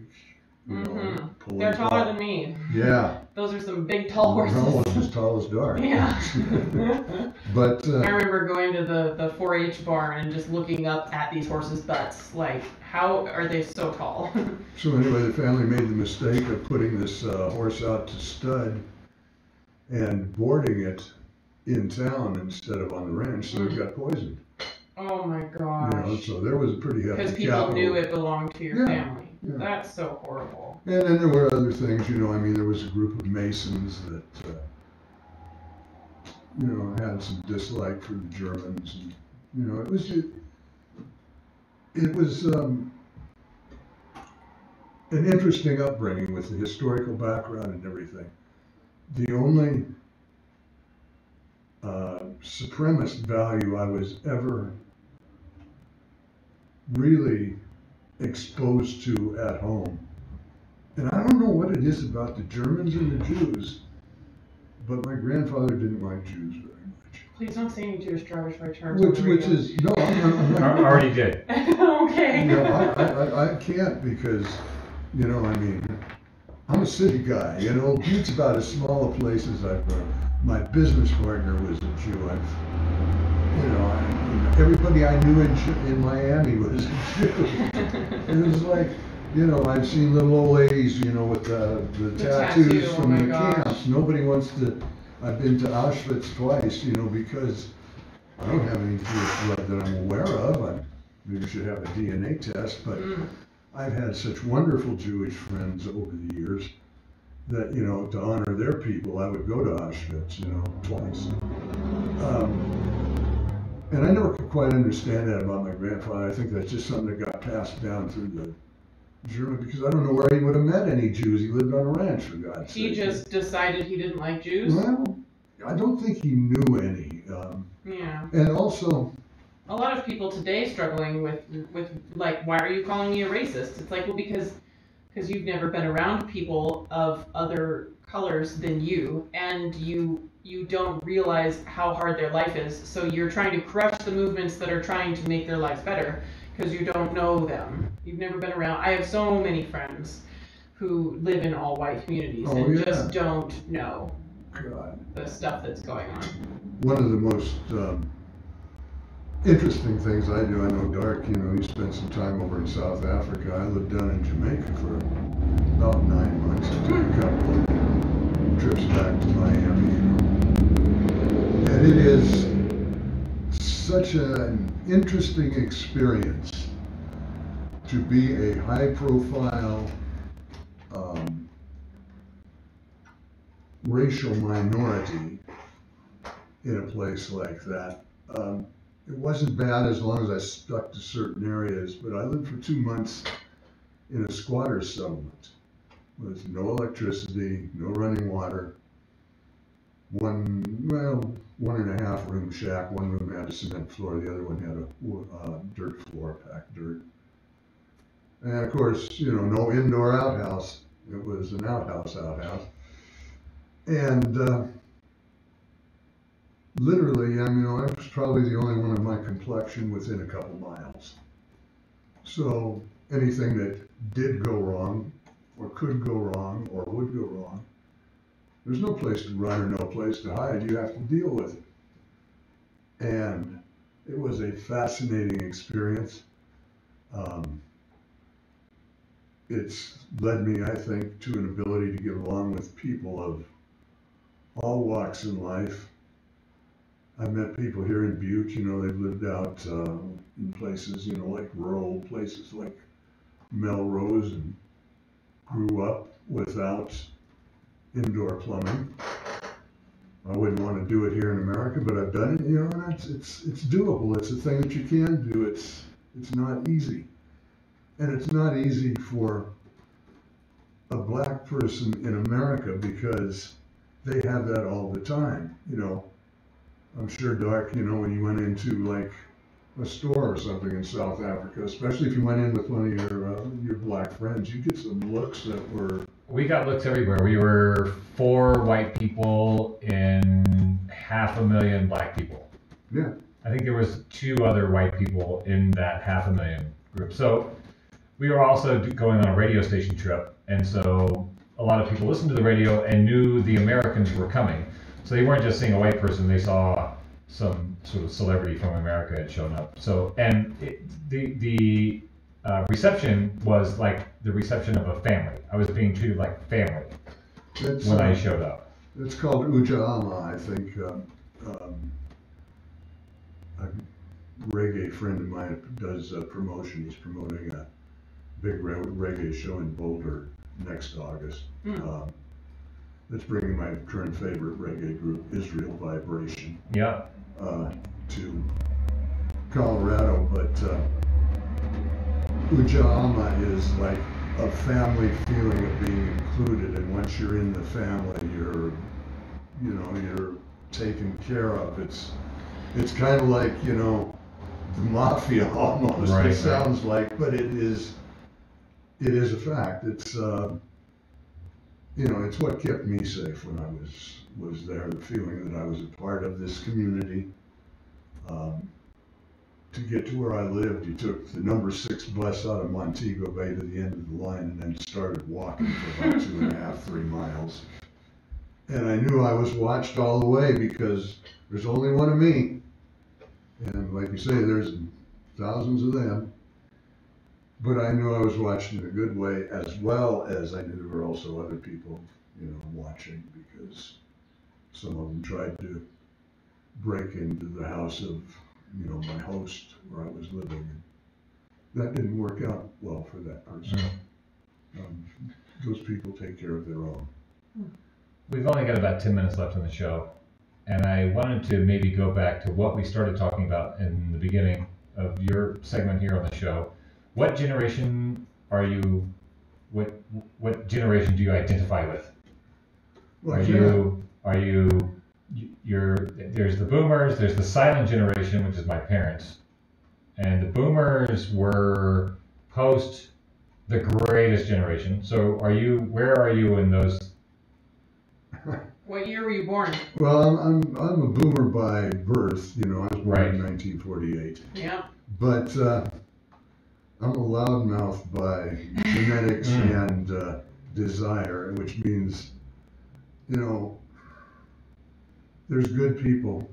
Yeah, I don't think generations from are. all generations. I don't think generations are hard lines. I'm just trying to get an idea, because one of the things what you started to talk about, and the theme of the show is post-Orthodoxy. So there's Orthodox views. So there's the Orthodox views of, let's say, the boomer generation. Do you have any feedback? Would you like to share any kind of perspective that might be post-Orthodox around the idea of who the boomers are? Because it's a broad stroke of everybody born within a period of time, and then we tend to identify as a generation certain characteristics, which is part of that is social, part of that is technological, part of that is, you know, political.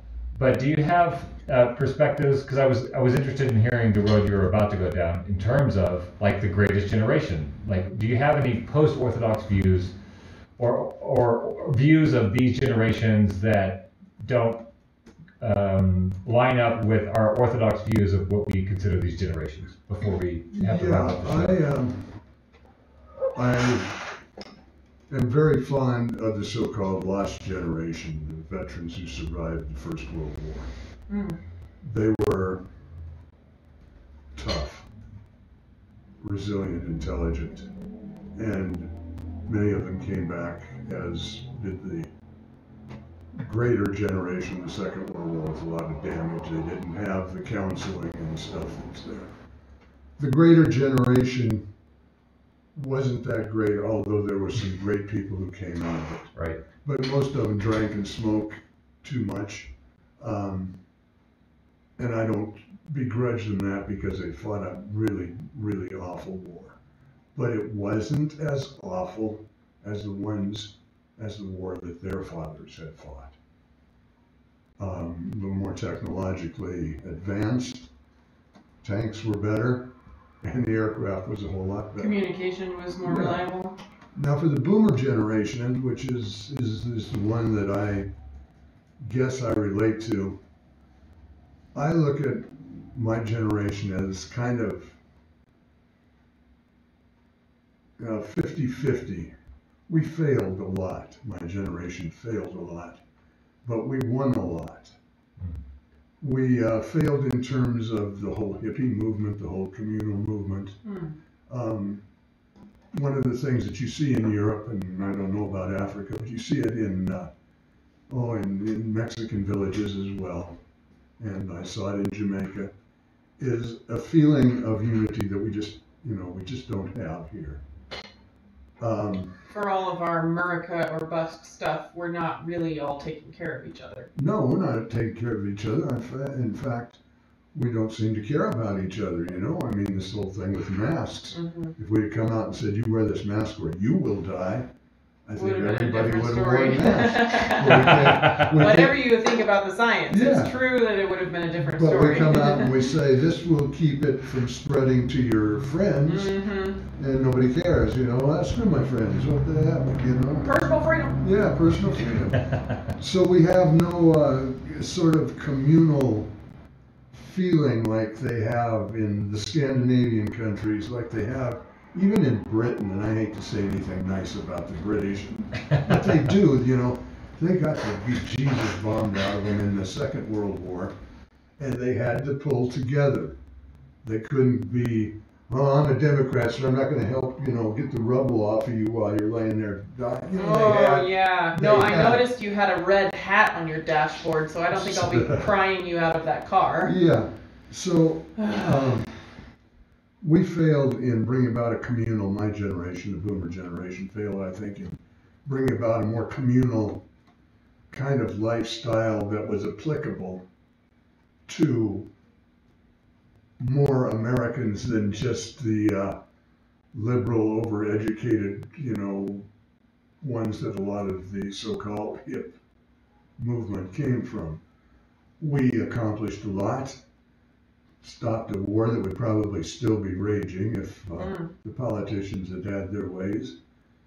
Got a lot of things changed. Personally, got whacked with a police stick or two in the process of, trying to make some changes. But then we had the problem that every generation has. You can do that stuff when you're young, but sooner or later, you got to make a living. You got to go out and you got to get the gelt. You got to, get some money. You got to raise the next generation. What do you think was the biggest technological change? Because we've been talking a lot about the fourth industrial revolution. So the first industrial revolution was coal. Steam engine, yeah. The second was electricity. The third was kind of internet and connectivity, 80s and 90s. What do you feel like was the biggest technology? Once you hit your 20s and 30s, you start getting a little frustrated at new stuff. I'm already having that experience. What do you think was the biggest thing that changed in your 20s and 30s? Because that's a really pivotal time where people either decide they're going to keep rolling with the changes and stay with society, or they're going to start fighting anything new and be frustrated. In my 30s, which would take me back to 1978 when I was 30, I was kind of on the leading edge of technology, not myself personally, because I'm not a techie, but through my wife, who was a mathematician, ex-wife, former wife, the one I had back then. Previous one. Yeah.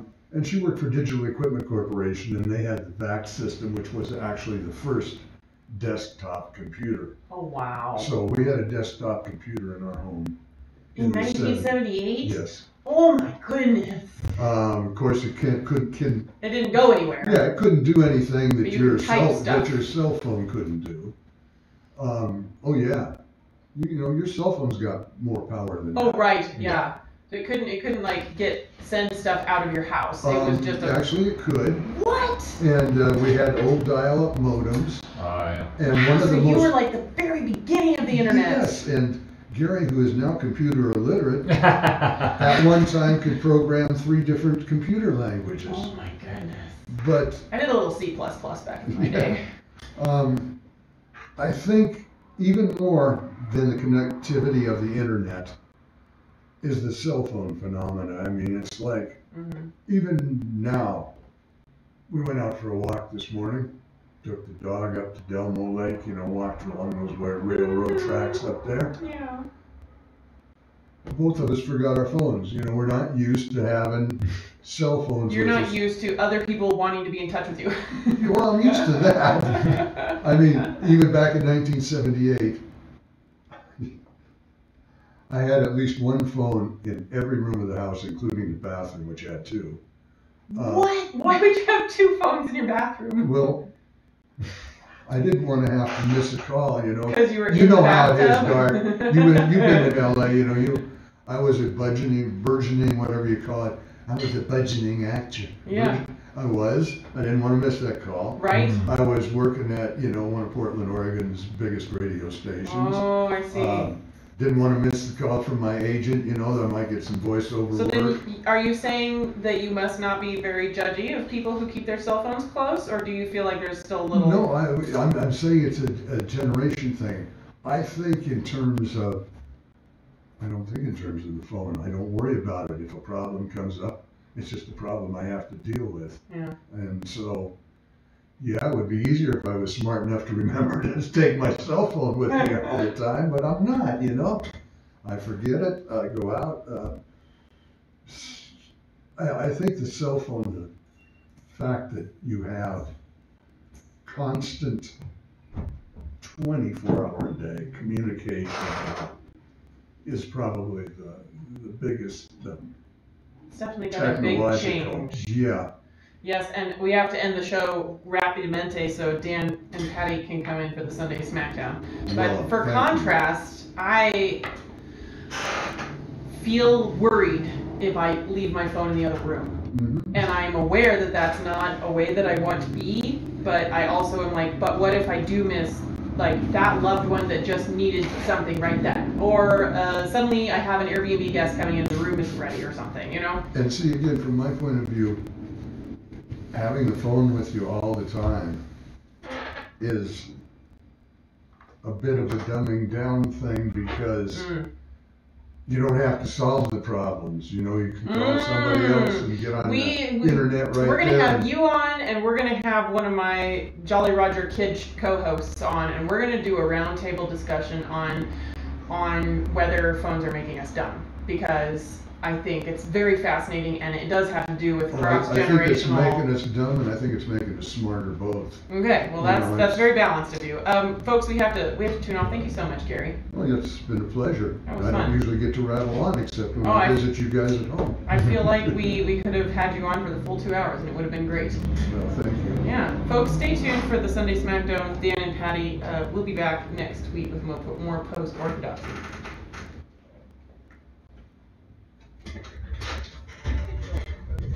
Conversation. Thank you. That was so nice. Thank you. And thanks to Kevin Olson and Nate Merton and my friend from Portugal on Twitch who